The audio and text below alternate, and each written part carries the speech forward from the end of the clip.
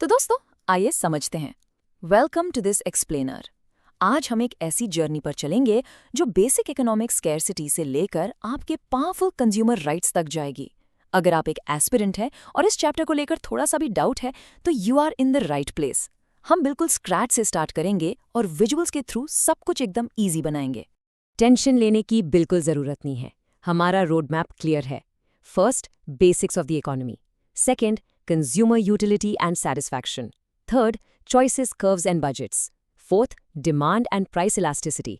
और finally, consumer rights and protection. So, let's start with Section 1, Basics of the Economy and the Problem of Scarcity. देखिए, हमारी once यानी इच्छाएं unlimited हैं, right? लेकिन उन्हें पूरा करने के लिए रिसोर्सेज लिमिटेड हैं। तो हमें हमेशा चॉइसेस करनी पड़ती हैं और हर चॉइस की एक अपॉर्चुनिटी कॉस्ट होती है। आसान भाषा में कहें तो जिंदगी में कुछ पाने के लिए कुछ खोना पड़ता है।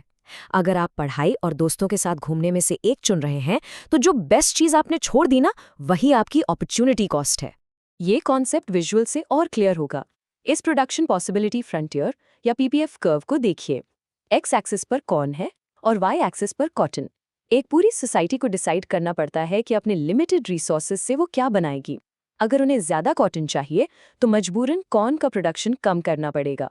इस कर्व पर जो भी पॉइंट है वो सोसाइटी का एब्सोल्यूट मैक्सिमम पोटेंशियल दिखाता है। एग्जाम पर्सपेक्टिव से एक बहुत ही इंपॉर्टेंट डिफरेंस समझते हैं, micro economics versus macro economics. Micro focus करती है इंडिविजुअल पर, जैसे आप, मैं या एक सिंगल कंपनी। पर मैक्रो इकोनॉमिक्स पूरी इकोनॉमी को एक साथ एज अ होल देखती है, जैसे देश का टोटल एम्प्लॉयमेंट या इन्फ्लेशन। सिंपली पुट, अगर माइक्रो एक सिंगल पेड़ है तो मैक्रो पूरा का पूरा जंगल है।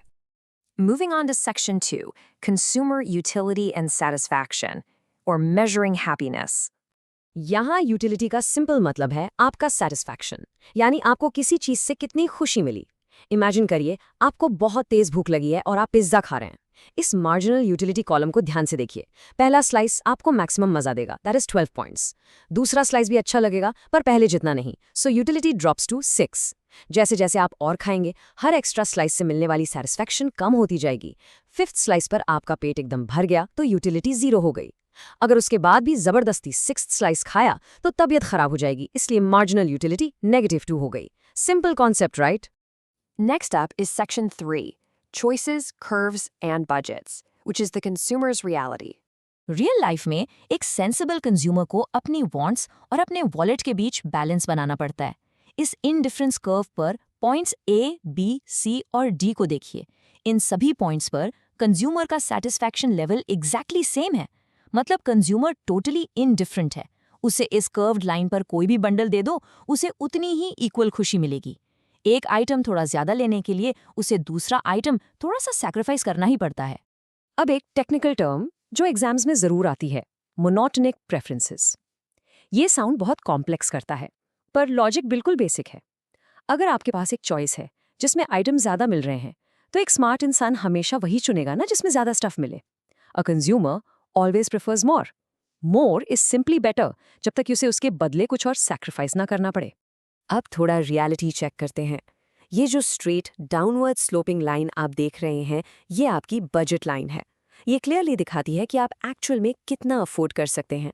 इस स्ट्रेट लाइन पर या इसके अंदर जो भी कॉम्बिनेशंस हैं वो आपके बजट में फिट आते हैं। लेकिन इस लाइन के ऊपर या बाहर जो कुछ भी है वो बजट से बिल्कुल बाहर है। It's just too expensive. So let's combine these two concepts.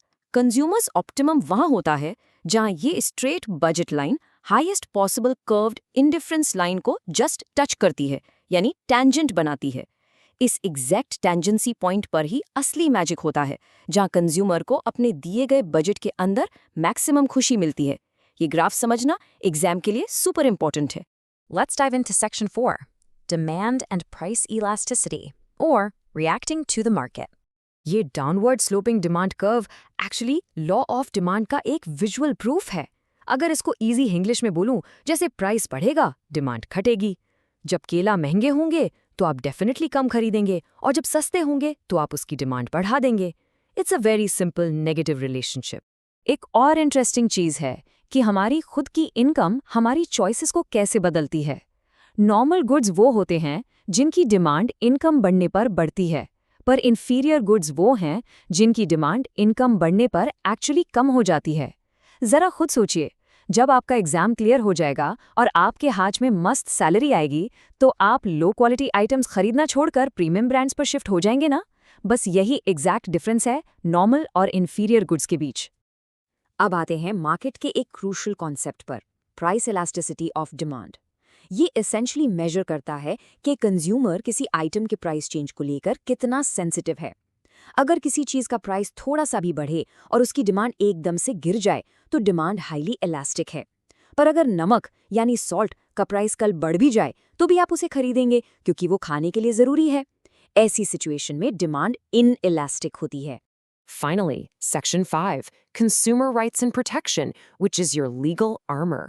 Consumer protection act में दिए गए ये कोर राइट्स आपके एग्जाम के लिए क्लियर स्कोर बूस्टर्स हैं। जैसे राइट टू सेफ्टी इंश्योर करता है कि आपको डेंजरस प्रोडक्ट्स ना मिलें, like a faulty pressure cooker. Right to be informed का मतलब है हर प्रोडक्ट पर MRP और एक्सपायरी डेट्स होना कंपल्सरी है।